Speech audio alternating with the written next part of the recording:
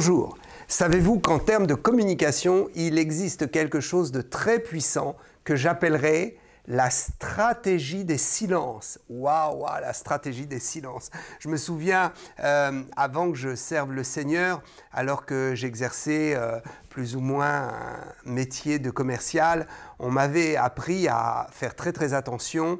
Parfois, dans la signature d'un contrat, quand on a discuté de tout et qu'on arrive au bout, alors c'est le premier qui parle qui a tort. C'est le premier qui parle qui finalement va abaisser son jeu et soit c'est celui qui doit acheter et signer le contrat, il a trop parlé, il va signer, soit c'est le vendeur qui a trop parlé et celui qui aurait dû signer le contrat se rétracte. Je me souviens qu'on m'avait raconté une histoire impressionnante, une grande bataille d'Angleterre. Vous savez que les Anglais ont été des conquérants pendant très longtemps. Ils envoyaient des soldats très expérimentés, des négociateurs aussi, et en termes de négociation politique, ils étaient très forts. Et un jour, il y avait une grande bataille qui ne finissait pas, et donc ils ont envoyé un de leurs grands spécialistes de la communication, et ce spécialiste est arrivé, et puis il a commencé à discuter avec la partie adverse, et puis à un moment donné, il a senti que tout était dit, qu'il ne fallait pas en rajouter, et donc il s'est tu. Et l'autre a parlé, et puis l'autre avait fini de parler, il y a eu un moment de silence. Ce moment de silence a été capital et décisif. L'Anglais a tenu bon. Il a dit, si j'ouvre la bouche, alors toute la négociation est par terre. Il a regardé son interlocuteur, il souriait et il ne disait rien. Et l'autre attendait que l'Anglais dise quelque chose, dise, voilà, on va faire comme ci ou comme cela. Et il n'a rien dit. Et au bout d'un moment, l'atmosphère était lourde, il fallait tenir le silence. Alors à un moment donné, c'est l'autre qui a craqué, qui a dit « Ah bon, ok, donc, ok, on va faire comme ça, alors, ok, j'accepte vos conditions. » Et l'autre s'est senti obligé d'accepter les conditions à cause du poids du silence. Et donc une guerre a été gagnée pour l'Angleterre avec grande diplomatie suite à ça. Mes amis, il y a des silences qui parlent et qui parlent très fort. Il y a des silences qui sont très importants en termes de stratégie, de communication. Des moments qui sont tellement précieux où nous devons nous taire. Alors c'est ce que j'appelle moi la stratégie des silences. Alors ce que je viens d'expliquer, évidemment, c'est une stratégie humaine, une stratégie que l'homme peut mettre en place. Mais moi, je voudrais vous parler de la stratégie du silence de Dieu. Pourquoi, parfois, Dieu se tait? Pourquoi est-ce qu'il ne parle pas? Alors certains pensent qu'il ne parle pas parce que peut-être il a trop à faire, il est trop occupé. D'autres pensent que non, je suis trop insignifiant, ce n'est pas possible que ma prière monte jusqu'aux cieux des cieux des cieux. D'autres pensent que peut-être finalement Dieu ne les aime pas et Dieu n'a aucun intérêt à ce qu'ils sont en train de demander. Et puis c'est un silence du ciel. Les silences du ciel sont une stratégie très positive pour nous les humains, une stratégie que Dieu utilise pour nous bénir. Donc, tout de suite, je voudrais vous dire, quand Dieu ne parle pas, croyez-moi, c'est qu'il y a quelque chose de bon derrière. Et donc, je voudrais expliquer en 5 points quelles sont les raisons du silence de Dieu. Alors, je vais prendre un premier texte pour illustrer cela, parce qu'un jour, Jésus n'a pas répondu dans une certaine situation. Matthieu 15, verset 21. « Jésus étant parti de là se rendit dans le territoire de Tyr et de Sidon. Et voici une femme cananéenne qui venait de ces contrées, lui cria « Aie pitié de moi, Seigneur, fils de David, ma fille est cruellement tourmentée par le démon. » Verset 23, quelque chose d'absolument surprenant va se passer, stratégie spirituelle, stratégie bénissante du Seigneur Jésus, qui est une stratégie de Dieu, stratégie que nous devons parfois appliquer. Donc, ce que je vais expliquer, c'est pour vous rassurer par rapport au silence de Dieu, ce que ça veut dire, et puis ce que je vais expliquer explique aussi ce que nous devons faire par moment. Verset 23, « Il ne lui répondit pas un mot. » Alors, nous connaissons la suite de l'histoire. Cette femme cananéenne sera quand même exaucée. Il est vrai que nous pouvons voir dans ce texte le fait que Jésus n'était pas encore, son ministère n'était pas encore ouvert pour les nations, c'était d'abord pour Israël, etc. Mais ce que nous voulons retenir ici, c'est ce verset 23, Jésus ne lui répondit pas un mot. Et peut-être dans votre vie, il y a des silences de Dieu qui sont pesants, qui sont lourds et qui ouvre en tout cas tellement de champs de questions et d'incompréhension que cela vous trouble. Je vais expliquer en 5 points, pourquoi Dieu utilise les silences, quelle est sa stratégie à travers cela. Alors, je le dis, j'insiste là-dessus. Ce n'est pas parce que le ciel est fermé, ce n'est pas parce que Dieu vous a rejeté, ce n'est pas parce qu'il ne s'intéresse pas à vous, ce n'est pas parce qu'il y a tellement de choses à faire dans son royaume qu'il ne peut pas vous entendre ou prendre du temps pour vous. Souvenez-vous que Dieu est omniprésent. Jésus est ressuscité et sa résurrection est toujours impactée de son caractère divin. Jésus, c'est Dieu fait homme, c'est Dieu Fils, et dans cette qualification-là, Jésus est omniprésent. Jésus est absolument omniprésent par son esprit. Alors, je vais prendre ces 5 points. Premier point. Donc, premier point, il est évident que parfois, nous nous rendrons compte que Dieu a déjà parlé et que Dieu ne veut pas encore se répéter, mais qu'il veut simplement nous faire réfléchir, nous faire analyser les expériences que nous avons avec lui, analyser les moments où nous avons lu sa parole, où nous avons écouté la prédication, et nous allons nous rendre compte que oui, effectivement, Dieu m'a déjà parlé plusieurs fois et je lui repose la même question. Donc c'est évident que pour mon bien, Dieu se tait. Donc je vais aller chercher la réponse de Dieu dans ce qu'il m'a déjà dit. Il y a beaucoup de chrétiens qui veulent que Dieu leur dise absolument ce qu'ils ont envie d'entendre. Alors ils posent toujours la même question et c'est toujours la même réponse qui arrive du ciel. Et à un moment donné, il n'y a plus de réponse parce que la réponse a été donnée. Donc ceci va dans les deux sens. Il y a aussi des serviteurs de Dieu, des hommes, des femmes, des servantes de l'Éternel qui, à un moment donné, ne répondront plus à votre question. Je ne dis pas à vos questions, à votre question, une question précise. Pourquoi ? Parce que l'homme de Dieu ou la servante de Dieu est fatigué de répéter toujours les mêmes choses. Dans ce deuxième point, je veux expliquer que Dieu est stratégique. Il veut que nous puissions réfléchir à notre demande. Est-ce que notre question est réellement une question qui est l'aboutissement d'une problématique? Parfois, finalement, nous posons une question, mais ce n'est pas la bonne question, parce qu'elle ne correspond pas, cette question, à notre souci vraiment. Alors il faut donc poser les bonnes questions au Seigneur. Il ne faut pas se cacher derrière de fausses questions. Et souvent, il y a des serviteurs, servantes de Dieu qui ont du mal à répondre à la question d'un frère, une sœur, parce que la question est mal posée. Donc on doit mettre un temps de silence pour que la personne se rende compte qu'il faut qu'elle analyse sa demande. Et puis il y a aussi des demandes que Dieu ne veut pas entendre parce que ce ne sont pas des demandes conformes à sa parole.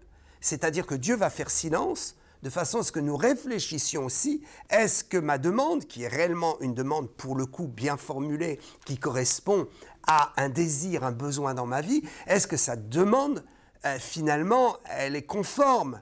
Est-ce que, avec tout l'enseignement que j'ai reçu, finalement, je ne suis pas dans une évidence? Le Seigneur me dit, mais attends, je ne vais pas répondre. C'est évident que ce que tu me demandes là, tu es suffisamment enseigné, tu connais suffisamment de choses pour savoir que cette demande-là, je ne peux pas y répondre, je ne peux pas l'entendre, parce qu'elle n'est pas conforme à ma volonté, à ma sainteté et à la logique du fonctionnement de mon royaume, à la logique de ce que je veux faire pour bénir ta vie. Et puis, dans cette réflexion, dans ces silences, Dieu nous laisse aussi nous questionner par rapport aux besoins. Parfois, nous posons une question inutile où parfois nous demandons quelque chose à Dieu dont nous n'avons pas besoin. Tout est utile? Non, tout n'est pas utile. Tout est permis. Nous sommes libres. Nous pouvons tout demander à Dieu. Mais il y a des choses que nous allons demander qui ne sont absolument pas utiles pour notre vie, qui n'édifient pas notre vie, qui ne nous font pas avancer. Donc avant de nous exaucer, de nous répondre, Dieu laisse un silence pour que nous puissions réfléchir, pour que l'Esprit de Dieu en nous puisse nous aider à réfléchir sur le fait que non, il faut Seigneur, il faut que je revienne finalement là-dessus. Non, oublie ma question, oublie ce que je t'ai demandé, j'ai eu tort. Merci Seigneur, tu m'as laissé dans un silence qui m'a fait réfléchir. La réflexion. Et puis, ces temps de silence par rapport à la réflexion, donc ce deuxième point où Dieu veut que nous analysions notre demande, peut aussi être basé sur le fait que le Seigneur veut augmenter en nous la foi. Ça veut dire qu'il y a des demandes répétitives et répétitives qui finalement ne sont pas empreintes de foi. Nous demandons à Dieu, mais nous n'avons pas vraiment la foi qu'il va nous écouter ou nous exaucer. Et donc, il y a des silences qui, paradoxalement, sont là pour nous pousser à avoir plus de foi et de détermination dans ce que nous demandons. Ceci était mon deuxième point. Nous allons voir le troisième point. Une des raisons, c'est donc que Dieu veut attirer notre attention, c'est-à-dire qu'il veut nous préparer à sa réponse. Il veut que nous nous tenions dans un silence, que les bruits du monde s'arrêtent, que les pensées, les activités cérébrales, toutes ces pensées qui se bousculent s'arrêtent pour bien entendre sa réponse, afin que sa réponse ne soit pas mélangée avec une analyse psychique, psychologique, une analyse dans l'abondance de nos pensées. Parfois, nous questionnons le Seigneur ou nous demandons quelque chose au Seigneur, mais nous ne sommes pas concentrés sur la réponse. Et donc, il y a un temps de silence où Dieu dit « Mais attends, tu me demandes ça, comme ça, rapidement, il faut que je te réponde rapidement. Mais vas-tu simplement écouter ce que je suis en train de te dire ?» La concentration, le silence de Dieu nous permet une plus grande consécration, une plus grande dévotion dans notre demande, une mise à part. C'est quelque chose que j'appellerais cette obligation de se trouver dans un désert pour bien poser sa question au Seigneur, bien faire sa demande et se préparer à entendre la voix de Dieu qui nous répond. Il y a des isolements nécessaires.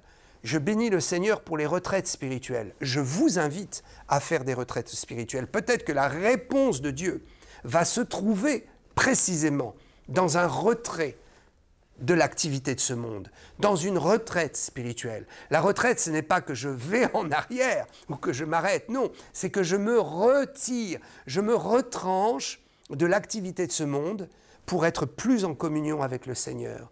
Donc il y a des réponses que Dieu va donner uniquement dans le fait que nous nous isolions et que nous allions faire des retraites. Je crois dans ces temps de la fin, le Seigneur demande de plus en plus à ses enfants de faire des retraites, de s'isoler et de se préparer à entendre les réponses de Dieu dans le calme, la quiétude de l'esprit et la dévotion d'un cœur, d'une âme et d'une vie qui a su arrêter tout pour écouter le Seigneur. Ce quatrième point est important. Il nous rend très, très, très humbles et il travaille aussi dans la dimension de la foi, naturellement. Vous savez, il faut faire la différence entre la foi, celle que nous avons acquise lorsque nous avons cru au Seigneur, et la pratique de la foi. Ce sont deux choses différentes. Je peux avoir la foi, mais cette foi doit être mise en pratique à un moment donné et je dois en faire une démonstration. Donc, il y a des moments où Dieu se réserve son timing pour sa réponse, où Dieu réserve la saison de sa réponse. Pourquoi? Évidemment, pour élever notre foi, et dans ce cadre-là, nous devons mettre notre foi en pratique en disant « Je sais que Dieu m'a entendu, je sais que sa réponse est en route, mais il faut attendre la saison. » Alors, pourquoi y a-t-il des saisons? Eh bien, parce que parfois, le Seigneur ne veut pas nous donner la réponse au moment où nous avons posé la question, parce que ça perturberait peut-être son plan et ça fausserait notre idée peut-être de sa réponse parce qu'elle arrive à un moment donné où nous allons peut-être nous précipiter pour faire quelque chose alors que ce n'est pas le temps. Donc Dieu suspend sa réponse, elle est prête, mais il faut accepter que ce soit son temps à lui. Nous avons cet exemple de Daniel qui a dû attendre une réponse et une intervention de Dieu pendant 3 semaines pratiquement, dès l'instant où il avait eu à cœur de s'adresser au Seigneur, de lui porter sa requête.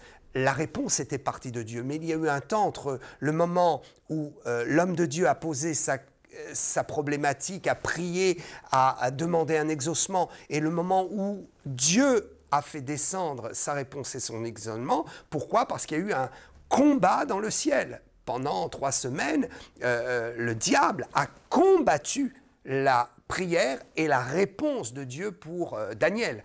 Donc nous comprenons qu'il y a des moments où le combat spirituel est fort et où il faut attendre que les anges aient fini leur travail dans le ciel. Il y a un timing de Dieu. Donc ne soyez pas inquiets. Ce n'est pas parce que Dieu n'a pas répondu qu'il ne répondra jamais. Ce n'est pas parce qu'il n'a pas répondu que sa réponse n'est pas déjà en route pour vous. Il faut juste être patient et être déterminé dans le fait que j'ai questionné le Seigneur, il m'a répondu, il faut que j'attende sa réponse. Paul a posé à 3 reprises la question au Seigneur, mais pourquoi j'ai cette écharpe dans ma chair? Est-ce que tu ne peux pas m'en délivrer? Et puis le Seigneur lui a répondu au bout d'un temps, parce qu'il y a eu un temps de silence, il lui a répondu « ma grâce te suffit ». Et donc cette réponse est arrivée au bon moment, au moment où la maturité de l'apôtre, la maturité dans son attente par rapport à la réponse de Dieu, cette maturité a grandi et la réponse est arrivée au bon moment. Donc nous devons aussi faire très attention à cela, à ne pas vouloir exiger que Dieu parle quand nous avons décidé, mais c'est nous qui devons nous soumettre et être dans la paix. Que Dieu soit loué pour cela. Ce 5e point est très important, très important. Si pour nous, enfants de Dieu, qui sommes en règle avec le Seigneur, nous ne pouvons pas penser à ce 5e point, ce 5e point existe et il est bien réel. Parfois, notre péché voile les réponses de Dieu. Notre péché fait que la réponse de Dieu est suspendue parce que Dieu veut d'abord régler le problème de notre péché avant de nous répondre. Dieu travaille par ordre de priorité. Et il y a des silences de Dieu qui sont en fait la construction dans notre vie des priorités. Le péché, effectivement, peut être une chose qui bloque la réponse de Dieu et qui fait que Dieu ne va pas nous répondre tout de suite. Par contre, il va répondre à ce besoin de repentance. Il semble parfois que le Seigneur ne réponde pas directement à la question de quelqu'un, mais réponde à quelque chose qui est différent, qui est parallèle, mais qui est différent. Pourquoi ? Parce que le Seigneur répond toujours à la vraie question qui est à la racine. D'ailleurs, nous le voyons dans le schéma, le mode de fonctionnement du ministère de Jésus. Parfois, les gens lui posent une question et il semble que Jésus ne réponde pas à la question. Mais quand nous analysons bien la chose, nous rendons compte que Jésus répond à la racine du problème, à la racine du questionnement, et que donc Jésus passe au-dessus de la question telle qu'elle est formulée pour aller vers l'essentiel, la sanctification de la vie de la personne, sa repentance, le fait que la personne doit se donner complètement à Jésus, le fait que la personne doit abandonner un péché qui est là, et que donc c'est ce péché-là qui est le vrai problème. Et souvent, quand Dieu règle le problème du péché, alors il y a des questions qui disparaissent. Je voudrais citer, pour ce dernier point, qui me paraît très important, 1 Samuel 28, 6. Saül consulta l'Éternel, et l'Éternel ne lui répondit point, ni par des songes, ni par l'Urim, ni par les prophètes. Donc l'Urim, c'était cet objet sacerdotal qui était sur le pectoral du sacrificateur, et on prenait cet objet, on le lançait, c'était en fait un tirage au sort.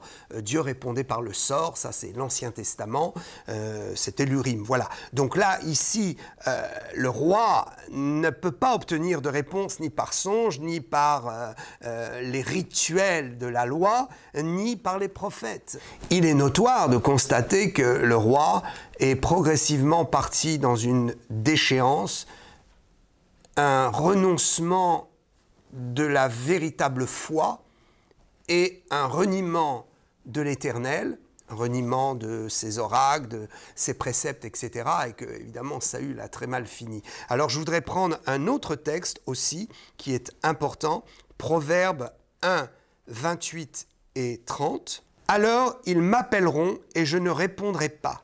Ils me chercheront et ils ne me trouveront pas.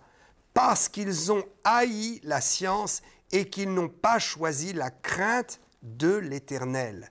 Parce qu'ils n'ont point aimé mes conseils et qu'ils ont dédaigné toutes mes réprimandes. » Les silences de Dieu sont parfois dus au fait que nous avons offensé le Seigneur et qu'il est temps que nous mettions notre vie en règle avec lui. Donc, certains pensent que Dieu est leur copain, Dieu est leur pote. Ils pensent qu'ils sont suffisamment intimes avec le Seigneur pour qu'il suffit de lancer une demande, une question, une requête, de lancer une prière pour que Dieu tout de suite se sente obligé de répondre et que Dieu soit soumis finalement à l'exigence de l'humain. Mais le Seigneur est saint. Le Seigneur est notre Créateur, il est notre Père dans les cieux. Et nous lui devons un tel grand respect. C'est ainsi que parfois le Seigneur nous résiste parce que nous lui avons résisté. Alors, si tel est le cas, il est temps de mettre votre vie en règle. Il est temps de renoncer au péché, à la fraude consciente qui est dans votre vie. Il est temps de vous écarter de la désobéissance. Il est temps d'écouter les conseils de la parole de Dieu. Il est temps de mettre votre vie en règle parce que le Seigneur vous aime de toute façon. Et si il ne vous répond pas, ce n'est pas pour vous châtier, c'est pour vous faire réfléchir et vous amener à comprendre qu'il y a entre lui et vous, entre votre question et sa réponse, des désobéissances, des péchés, des souffrances dans le ciel à cause de votre rejet de l'Évangile, de votre rejet de la foi, de votre rejet de l'obéissance à la parole de Dieu. Que le Seigneur vous bénisse, que votre repentance soit totale et qu'en tout temps le Seigneur vous réponde. Il est amour, il vous répondra, il vous a peut-être même déjà répondu. Je vous laisse avec ces 5 points, méditez sur ces choses et je prie afin que la grâce du Seigneur puisse vous permettre d'entendre ces réponses. S'il y a quelque chose qui ne vous permet pas d'entendre sa réponse, il faut le régler. Il faut recevoir l'esprit de vie. Il faut recevoir l'Esprit Saint. Il faut être moins religieux. Vous savez, dans ce 5e point, on peut mettre tellement de choses qui bloquent la réponse de Dieu et qui nous empêchent d'entendre Dieu dans ce qu'il a à nous dire. Il y a des attitudes religieuses. Il y a des comportements que nous avons qui ne sont pas conformes vraiment à la grâce et qui sont tellement empreints de religiosité que nous sommes liés dans des incapacités d'entendre la réponse de Dieu. Parce que cette réponse qu'il nous donne est à l'opposé de notre enseignement spirituel, de la conception que nous avons de Dieu, de ce que nous croyons de lui, de ce que nous pensons de lui. Alors il est temps de redevenir simple comme des enfants et de libérer son cœur.